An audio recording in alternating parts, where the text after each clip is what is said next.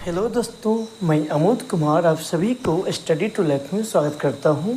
दोस्तों, आशा करते हैं आप लोग अच्छे होंगे, स्वस्थ होंगे और पढ़ते होंगे। दोस्तों, आज फिर मैं आप लोग के बीच एक न्यू टॉपिक के साथ आया हूं। इसमें हम पढ़ने वाले हैं भूगोल के 200 महत्वपूर्ण प्रश्न। दोस्तों, ये तो मेरा सीरीज जीके के 1000 महत्वपूर्ण प्रश्न का चल रहा है। इससे पहले हम 1 से लेकर 400 प्रश्न ऑलरेडी करवा दिए हैं। अगर ये वीडियो सब अगर आप नहीं देखे हैं तो हमारे डिस्क्रिप्शन बॉक्स में अंदर लिंक लगा हुआ है, आप इसको यहाँ से देख सकते हैं, जिसमें 200 हिस्ट्री के प्रश्न और 200 भारतीय संविधान के प्रश्न करवाए हुए हैं। तो दोस्तों, आज मेरा जो है ज्योग्राफी का टॉपिक है ये। इसमें भी हम 200 प्रश्न पढ़ेंगे, जो 401 से लेकर 600 तक प्रश्न जो है ज्योग्राफी का है ये।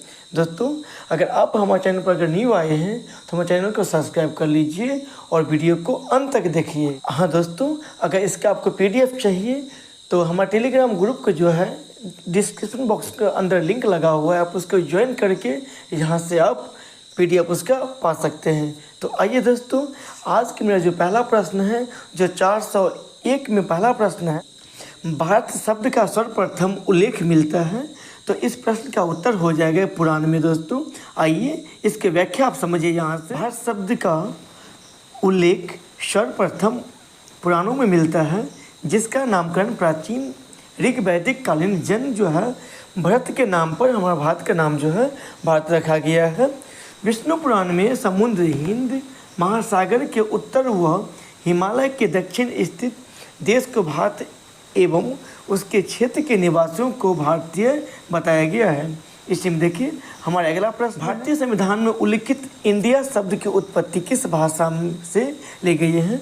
दोस्तों, ये प्रश्न बहुत भी आया है, ये प्रश्न ऑलरेडी एग्जाम में पूछ चुका है, तो उसका उत्तर हो जाएगा ये यूनानी शब्द से लिया गया है। इसकी व्याख्या आप यहाँ समझिए। इंडिया शब्द की उत्पत्ति यूनानी ग्रीक भाषा के इंडोई शब्द से हुई है, जिसका तात्पर्य सिंधु इंडस नदी के आसपास का क्षेत्र है। रोमवासी इस नदी को इंडस एवं उसके पूर्व स्थित भूभाग को इंडिया नाम से पहचानते थे। पारसियों ने सिंधु नदी को हिंदू एवं इस प्रदेश को हिंदुस्तान नाम दिया था। इसी में देखिए हमारा जो अगला प्रश्न है, क्षेत्रफल की दृष्टि से विश्व में भारत का स्थान क्या है। तो दोस्तों, इसका उत्तर हो जाएगा ये 7वां हो जाएगा। इसकी व्याख्या आप यहाँ समझिए। क्षेत्रफल की दृष्टि से भारत विश्व में रूस, कनाडा, संयुक्त राज्य अमेरिका, चीन, ब्राज़ील, ऑस्ट्रेलिया के पश्चात 7वां स्थान है, जो विश्व के भौगोलिक क्षेत्रफल का 2.4% भाग पर। दोस्तों, आपको हम समझा दें, देखिए यहाँ से उसको आपको हम समझाते हैं। ये पूरा अगर आपको वर्ल्ड के मैप है तो पृथ्वी में यहाँ पे लगभग में 2.4% जो है भूभाग पर इंडिया पे बसा हुआ है पूरे वर्ल्ड में। देखिए ये विश्व के भौगोलिक क्षेत्रफल जो है 2.4% है, और भारत का कुल क्षेत्रफल जो है 32,87,263 वर्ग किलोमीटर है। इसी में देखिए हमारा अगला प्रश्न है, कर्क रेखा व भारतीय मानक समय रेखा कितने समान राज्यों से निकलती हैं। दोस्तों, हम आपको बता दें, इसका उत्तर तो हो जाएगा, ये भी हो जाएगा। हमारे भारत में ये 8 राज्यों से होकर गुजरता है। बहुत सारे लोग उसको ट्रिक बना के याद किए हुए हैं, जैसे मित्र पर गमछा झाड़, गुजरा हम बनाए हुए गुजरा मंत्र पश्चिमी। देखिए दोस्तों, इस 8 राज्य के नाम हम यहाँ से आपको बताते हैं। देखिए इसकी व्याख्या में आप यहाँ समझिए। कर्क रेखा भारत के 8 राज्यों से होकर निकलती है तथा भारतीय मानक समय रेखा 5 राज्यों से होकर निकलती है, लेकिन इनमें 2 राज्य मध्य प्रदेश एवं छत्तीसगढ़ से जिन्हें दोनों रेखाएं गुजरती हैं। ये कर्क रेखा भी और मानक समय रेखा भी ये मध्य प्रदेश और छत्तीसगढ़ राज्य से गुजरती हैं। तो इसके बारे में आप यहाँ समझिए, कर्क रेखा हमारी ये भारत के 8 राज्यों होकर गुजरती है, जो इस प्रकार हैं: गुजरात, राजस्थान, मध्य प्रदेश, छत्तीसगढ़, झारखंड, पश्चिम बंगाल, त्रिपुरा, मिजोरम। दोस्तों, आप उसको याद रखें, बीपीएससी कोई भी पीसीएस एग्जाम में ये सब प्रश्न ऑलरेडी पूछ लिए जाते हैं। और इसी में देखिए भारत के मानक समय रेखा जो है भारत से 5 राज्यों से होकर गुजरता है, जो उत्तर प्रदेश, मध्य प्रदेश, छत्तीसगढ़, उड़ीसा और आंध्र प्रदेश के ये राज्य से होकर गुजरते हैं। इसी में देखिए हमारा जो अगला प्रश्न है, भारत का सुदूर पूर्वी बिंदु है, तो इसका उत्तर हो जाएगा अरुणाचल प्रदेश। दोस्तों हम आपको बता दें, अरुणाचल प्रदेश की जो केवुथी जो है ये सबसे पश्चिम के अंतिम बिंदु है। तो आपको दोस्तों प्रश्न ये इस प्रकार भी बनता है, ज्योग्राफी में पूछ लिया जाएगा आपको, सबसे पहले हमारे इंडिया में सूर्योदय कहाँ होती है, तो हो जाएगा केवुथी, जो अरुणाचल प्रदेश के अंतिम छोर है। इसकी व्याख्या यहाँ समझ लीजिए। भारत का पूर्वोत्तर बिंदु केवुथी अरुणाचल प्रदेश में स्थित है। भारत का उत्तरी बिंदु इंदिराकोल जो लद्दाख में है, और दक्षिण बिंदु जो है इंदिरा पॉइंट ग्रेट निकोबार द्वीप में है, और पश्चिम बिंदु गौर माता जो गुजरात में स्थित है। इसी में देखिए हमारा अगला प्रश्न है, भारत का कुल देशांतरीय विस्तार कितना है, तो इस प्रश्न का उत्तर हो जाएगा ये 29 डिग्री और 8 मिनट पूर्वी देशांतर है। इसकी व्याख्या आप यहाँ समझिए। भारत का देशांतरीय विस्तार 68 डिग्री 7 मिनट पूर्वी देशांतर से 97 डिग्री 25 मिनट पूर्वी देशांतर, अतः भारत का देशांतरीय विस्तार जो है 29 डिग्री 18 मिनट देशांतर ये है। दोस्तों उसको आप याद रखें, ये बहुत ही इम्पोर्टेंट है ये। इसी में देखिए हमारा जो अगला प्रश्न है, भारत की संपूर्ण तटीय सीमा कितनी है, तो उसका उत्तर हो जाएगा ये 7516.6 किलोमीटर जो है भारत का संपूर्ण तटीय सीमा है। तो इसकी व्याख्या आप यहाँ समझिए।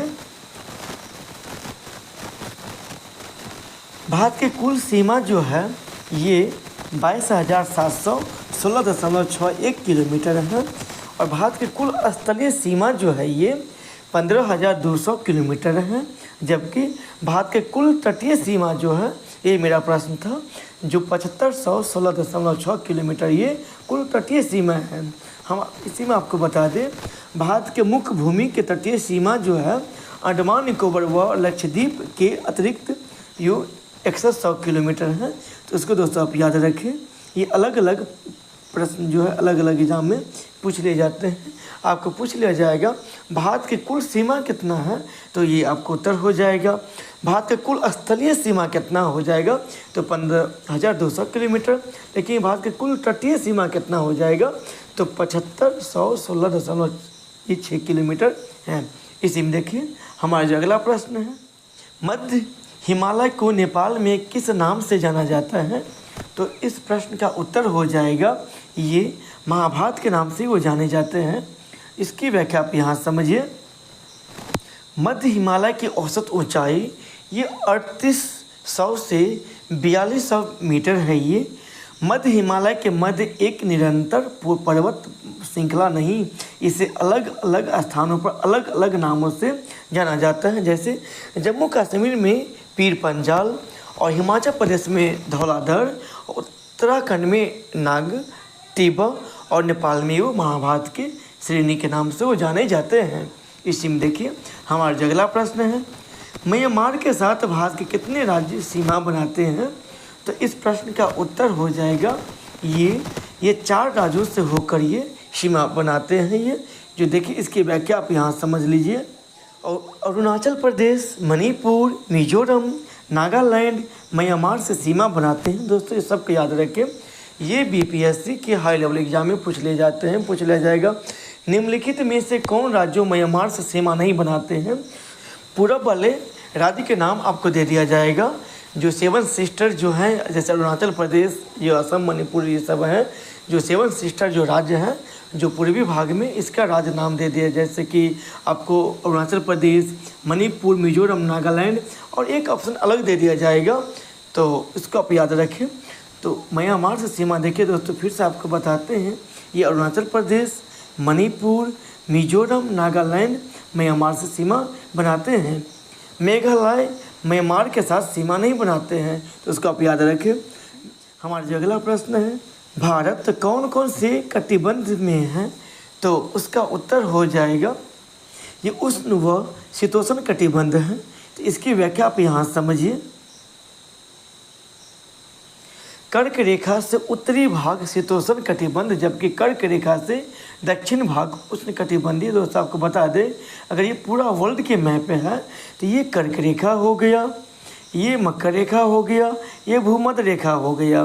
तो इस सबको याद रखें। देखिए यहाँ से कर्क रेखा से उत्तरी भाग, ये उत्तर वाले भाग जो हो गया आपको शीतोष्ण कटिबंध, जबकि कर्क रेखा से दक्षिण भाग को उष्ण कटिबंधीय ये कहा जाता है। ये भूमध्य रेखा है जिसे इक्वेटर कहते हैं, और ये हो गया मकर रेखा। इसी में देखिए हमारा जो अगला प्रश्न है, निम्नलिखित में से प्रायद्वीपीय नदी तंत्र में से कौन नहीं है? तो उसका उत्तर हो जाएगा ये गोदावरी नदी जो प्रायद्वीपीय नदी के भाग नहीं है। इसकी व्याख्या आप यहाँ समझ लीजिए। गंगा नदी हिमालय नदी के तंत्र का भाग है, वही प्रायद्वीपीय नदी तंत्र में जैसे महानदी, गोदावरी, कृष्णा, कावेरी, नर्मदा, ताप्ती, ये सब प्रायद्वीपीय नदी के ये भाग हैं। इसी में देखिए, और भारत के प्रायद्वीपीय नदी प्रणाली पश्चिमी घाट जो कि पश्चिमी तट के पास प्रायद्वीपीय नदियों के पानी को बांटने का कार्य करती है, जिससे यह पानी बंगाल की खाड़ी और अरब सागर में बंट जाते हैं। इसी में देखिए हमारा जो अगला प्रश्न है, निम्नलिखित में से शत्रुद्री किस नदी का प्राचीन नाम है? तो उसका उत्तर हो जाएगा ये सतलज नदी का जो पुराना नाम है।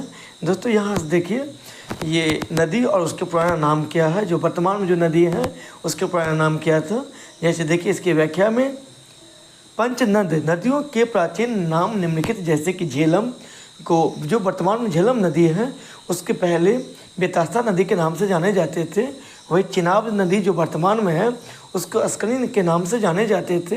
वही रावी नदी को प्रसनी कहा जाता था, और ब्यास नदी को विपाशा, और सतलज नदी को शत्रुद्री नदी के नाम से भी जाने जाते हैं। दोस्तों आप याद रखिए इसको भी। सतलज नदी का उद्गम तिब्बत में राक्षस ताल झील से होता है। इस सब को आप याद रखें। इसी में देखिए हमारा जो अगला प्रश्न है, सिंधु नदी भारत के किस स्थान में से प्रवेश करती है? तो उसका उत्तर हो जाएगा ये दम चौक के भाग से प्रवेश करती है।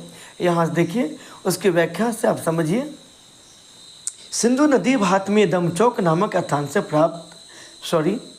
सिंधु नदी भारत में दमचौक नामक स्थान से भारत में प्रवेश करती है।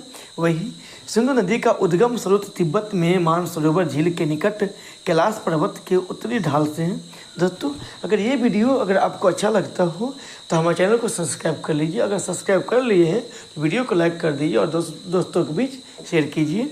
देखिए दोस्तों, प्रमुख सहायक नदियाँ जैसे कि शयोग, गीत, जास्कर, झेलम, चिनाब, रावी, सतलज, ये सब आदि प्रमुख सहायक नदियाँ हैं सिंधु नदी की। इसी में देखिए हमारा जो अगला प्रश्न है, श्रीनगर शहर कौन सी नदी पर स्थित है? तो मतलब दोस्तों प्रश्न ये है कि श्रीनगर जो है किस नदी के किनारे बसा हुआ है? तो उसका उत्तर हो जाएगा ये झेलम नदी के किनारे ये बसा हुआ है। इसकी व्याख्या आप यहाँ समझिए। सिंधु नदी के सहायक नदी झेलम पर श्रीनगर स्थित है। वही झेलम नदी भारत तथा पाकिस्तान की सीमा भी बनाती है। किशन गंगा झेलम के सहायक नदी हैं। वही झेलम अनंतनाग एवं बारामूला के बीच नौगम्य है। पाकिस्तान में चिनाब से भी मिली हुई है। इसी में देखिए हमारा जो अगला प्रश्न है, झेलम नदी कौन सी घाटी का निर्माण करती है? तो इस प्रश्न का उत्तर हो जाएगा कश्मीर घाटी का ये निर्माण करती है। इसकी व्याख्या आप यहाँ समझिए। झेलम नदी जम्मू कश्मीर में शेषनाग झील से निकलती हैं।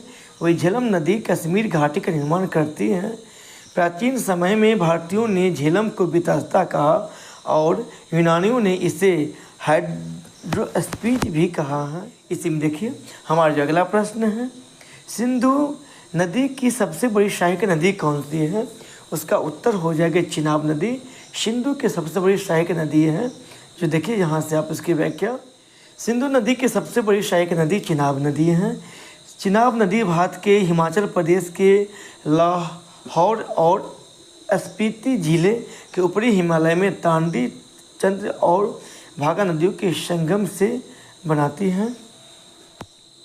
इसी में देखिए हमारा अगला प्रश्न है, पटकाई बूम की पहाड़ियाँ स्थित हैं। उसका उत्तर हो जाएगा ये अरुणाचल प्रदेश में ये स्थित हैं। दोस्तों याद कर लीजिए, ये प्रश्न सब बहुत भी आए हैं। महान हिमालय की पहाड़ियों को अरुणाचल प्रदेश में पटकाई बूम की पहाड़ियाँ कहा जाता है। पटकाई बूम भारत के पूर्वोत्तर में म्यांमार के साथ लगी अंतर्राष्ट्रीय सीमावर्ती क्षेत्र पर स्थित पहाड़ी श्रृंखलाओं का नाम है। ये पहाड़ियाँ पूर्वांचल हिमालय में स्थित हैं। इसी में देखिए हमारा अगला प्रश्न है, महाराणा रंजीत सिंह बांध कहा जाता है। तो इस प्रश्न का उत्तर हो जाएगा ये थीन बांध को जो है महाराणा रंजीत सिंह बांध कहा जाता है। इसकी व्याख्या आप यहाँ समझिए। थीन बांध को महाराणा रंजीत सिंह बांध भी कहे जाते हैं। वही जम्मू कश्मीर तथा पंजाब की सीमा पर स्थित है। थीन बांध परियोजना भारत की नदी घाटी परियोजना में से एक है। इससे पंजाब, हिमाचल प्रदेश तथा जम्मू कश्मीर का ये लाभ मिलता है इस नदी से, इस बांध से। इसी में देखिए हमारा अगला प्रश्न है, केरल की गंगा कौन सी नदी को कहा जाता है। तो इस प्रश्न का उत्तर हो जाएगा ये पेरियार नदी को। दोस्तों आपको पूछ लिया जाएगा पेरियार बांध किस स्टेट में है, तो हो जाएगा केरल। और केरल की गंगा के नाम से भी पेरियार नदी कहा जाता है। केरल की सबसे लंबी नदी पेरियार नदी को केरल की गंगा भी कहा जाता है। पेरियार नदी का केरल में इडुक्की बांध भी है। दोस्तों याद रखें, पेरियार बांध भी है तो इडुक्की बांध पेरियार नदी पर है, इसको याद रखें आप। पेरियार नदी को केरल की जीवन रेखा भी कहा जाता है और इसका उद्गम स्थल पश्चिमी घाट के शिवगिरी पहाड़ी से है। यह केरल व तमिलनाडु में बहती हैं। ये सब का आप याद रखें। इसी में देखिए हमारा अगला प्रश्न है, अलकनंदा और भगीरथी के संगम पर स्थित है। तो इसका उत्तर हो जाएगा देवप्रयाग स्थित है। इसकी व्याख्या आप यहाँ समझिए।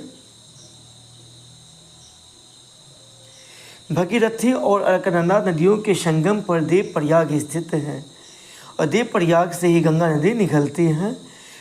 5 प्रयाग जैसे विष्णु प्रयाग, नंद प्रयाग, कर्ण प्रयाग, रुद्र प्रयाग, अदेव प्रयाग। यहाँ देखिए विष्णु प्रयाग धौली गंगा व अलकनंदा, और नंद प्रयाग पे जो है अलकनंदा व नंदाकिनी, कर्ण प्रयाग जो है अलकनंदा व पिंडार गंगा, और रुद्र प्रयाग अलकनंदा व मंदाकिनी, देव प्रयाग भगीरथी व अलकनंदा। जिस प्रकार देव प्रयाग जो भगीरथी और अलकनंदा नदी के संगम पर स्थित हैं, इसी प्रकार जो है विष्णु प्रयाग धौली गंगा और अलकनंदा पर स्थित हैं। तो दोस्तों इस सबको याद रखिए। इसी प्रकार नंद प्रयाग जो अलकनंदा व नंदाकिनी नदी के संगम पर स्थित हैं और कर्ण प्रयाग अलकनंदा व पिंडार गंगा के नदी के संगम पर स्थित हैं और रुद्र प्रयाग जो अलकनंदा व मंदाकिनी नदी के संगम पर स्थित हैं। इसी में देखिए हमारा जो अगला प्रश्न है, गंगा नदी को बांग्लादेश में किस नाम से जाने जाते हैं। तो उसका उत्तर हो जाएगा पद्मा के नाम से वो जाने जाते हैं। यहाँ से देखिए इसके बारे में, फरक्का जो है पश्चिम बंगाल के बाद गंगा नदी 2 धाराओं में विभाजित हो जाती है। जैसे हुगली ये पश्चिम बंगाल और पद्मा चल जाती है बांग्लादेश।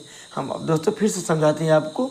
फरक्का में जो है पश्चिम बंगाल में जो फरक्का है, यहाँ से गंगा नदी की धारा 2 धाराओं में ये विभाजित हो जाती है। पहला धारा एक धारा जो चल जाती है, मुख्य धारा एक धारा जो है हुगली जो पश्चिम बंगाल होते हुए, और दूसरा पद्मा जो है बांग्लादेश होते हुए बहती है ये। इसी में देखिए, और गंगा नदी को बांग्लादेश में पद्मा के नाम से जाने जाते हैं। और गंगा नदी का उद्गम स्थान जो गंगोत्री है दोस्तों, और गंगा नदी की जो है पश्चिम बंगाल में संगम पर बहुत बड़ा डेल्टा है जो सुंदरवन डेल्टा के नाम से जाने जाते हैं। इसी में देखिए हमारा अगला प्रश्न है, निम्नलिखित में से अरब सागर में गिरने वाली नदी नहीं है। तो उसका उत्तर हो जाएगा, देखिए दोस्तों ये महानदी जो अरब सागर में ये नहीं गिरती है, क्योंकि महानदी जो है ये बंगाल के खाड़ी में गिरती है। देखिए दोस्तों हम आपको यहाँ समझाते हैं, इसकी व्याख्या समझिए। माही नदी ताप्ती जैसे माही, नर्मदा, ताप्ती नदियाँ अपना जल अरब सागर में प्रभावित करती हैं, जबकि महानदी अपना जल बंगाल की खाड़ी में ले जाती है। वही महानदी का उद्गम स्थल जो छत्तीसगढ़ राज्य में सिहवा पहाड़ी के निकट से स्थित है। ये सब दोस्तों याद रखिए आप, निकट से हुआ है। और छत्तीसगढ़ तथा उड़ीसा अंचल की सबसे बड़ी नदी है और उड़ीसा को शोक भी कहा जाता है। जिस प्रकार बिहार का शोक कोसी नदी को कहा जाता है, इसी प्रकार उड़ीसा का शोक जो है महानदी को कहा जाता है। दोस्तों इस सब का आप याद रखें। इसी में देखिए हमारा जो अगला प्रश्न है, पश्चिम की ओर बहने वाली भारत की सबसे लंबी नदी कौन है? तो उसका उत्तर हो जाए नर्मदा नदी जो है सबसे लंबी नदी बहती है जो पश्चिम की ओर। नर्मदा नदी मध्य प्रदेश में अमरकंटक पहाड़ी से निकलती है। इस सब को आप याद रखें। इसी में देखिए नर्मदा नदी मध्य प्रदेश, महाराष्ट्र, गुजरात 3 राज्यों से होकर बहती है। पश्चिम बंगाल की ओर बहने वाली भारत की सबसे लंबी नदी जो है ये नर्मदा नदी ही है। इस सब को आप याद रखें। इसी में देखिए हमारा अगला प्रश्न है, कर्क रेखा को 2 बार काटने वाली नदी कौन सी है? तो उसका उत्तर हो जाएगा माही नदी। इसके बारे में उसकी व्याख्या देखिए दोस्तों, इस सब को याद रखिए, ये बहुत भी प्रश्न है। माही नदी जो है कर्क रेखा को 2 बार काटती है। वही कांगो नदी जो है भूमध्य रेखा को काटती है। जैसे देखिए दोस्तों हम आपको बता दें, यहाँ पर अगर वर्ल्ड है तो ये कर्क रेखा हो गया और ये हो गया भूमध्य रेखा और ये हो गया मकर रेखा। तो कर्क रेखा को जो 2 बार इस प्रकार ये काटती है ये माही नदी हो गया।